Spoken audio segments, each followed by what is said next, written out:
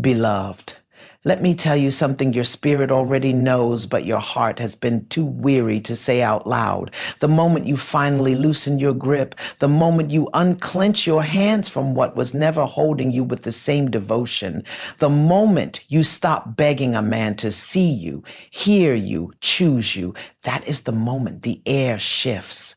That is the moment the silence grows heavy in his chest. He will never confess it. He may never name it, but he will feel it. He will feel the emptiness where your energy once poured like living water. He will feel the cold where your warmth used to cover him. He will feel the haunting absence of your spirit, because you are not just a woman. You are a presence. You are a prayer. You are the kind of love that does not leave quietly. And when you finally let go, beloved, he will know. Not in words, not in pride, but in the echo of your absence. And that echo will thunder louder than your voice ever did.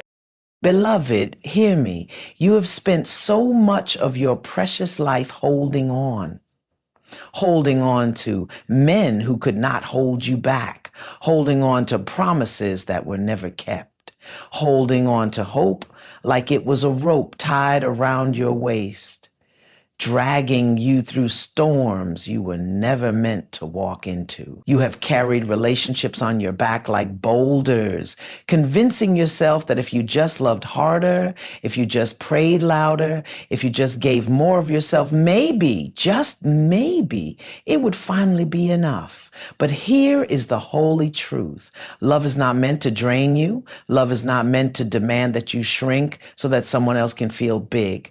Love is not meant to make you betray yourself in order to keep another person comfortable. That is not love. That is bondage.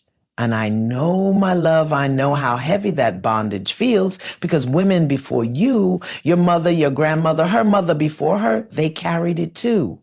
Whole generations of women taught to believe that their worth was proven by how much they could endure, how much silence they could swallow, how many nights they could cry in secret and still show up the next morning with a smile, a meal, a hand stretched out to the very one who hurt them. And so you learned how to overstay where your soul was starving. You learned how to explain away disrespect. You learned how to patch the holes in a man's heart while letting your own bleed out quietly. You learned how to make excuses for why he couldn't show up, why he couldn't love you right, why he couldn't meet you where you stood. And somewhere along the way, you forgot that you are not here to be someone's second chance at learning how to love. You are not here to mother a grown man into maturity. You are not here to dim the brilliance of your own spirit so that someone else does not feel intimidated by your light. Beloved, listen to me. When you finally let go, when you unclench your hand from what was never meant to be yours, you are not just releasing him, you are remembering yourself. You are calling back the fragments of your soul that you scattered at his feet.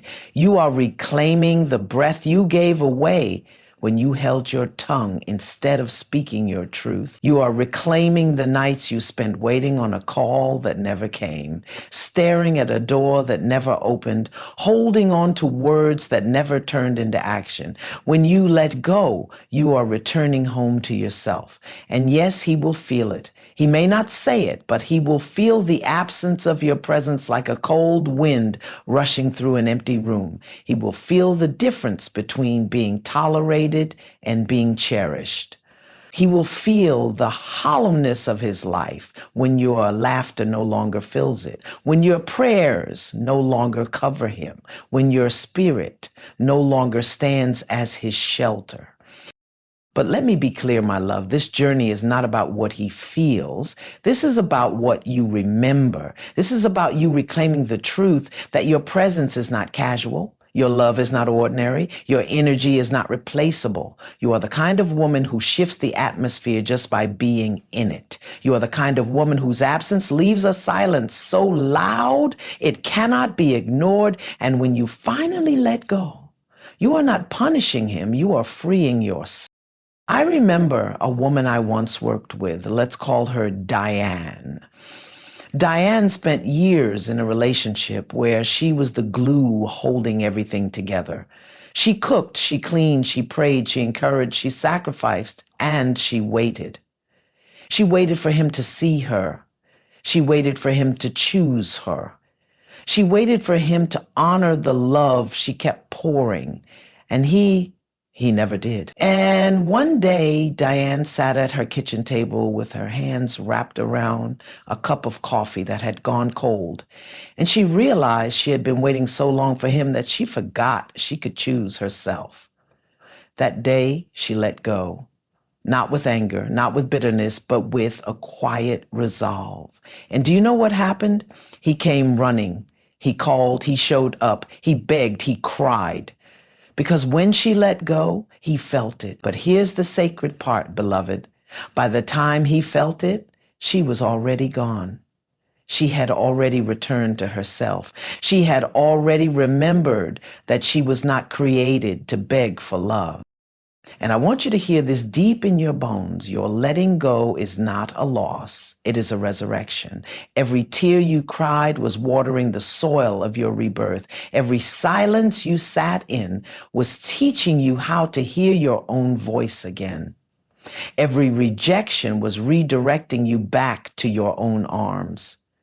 You see, the reason it hurts so much to hold on is because your spirit already knows you were meant to be free. Your spirit already knows you were not built for chains. That is why the moment you let go, you feel lighter, even in your sorrow, because freedom always feels better than captivity, even when you are still healing.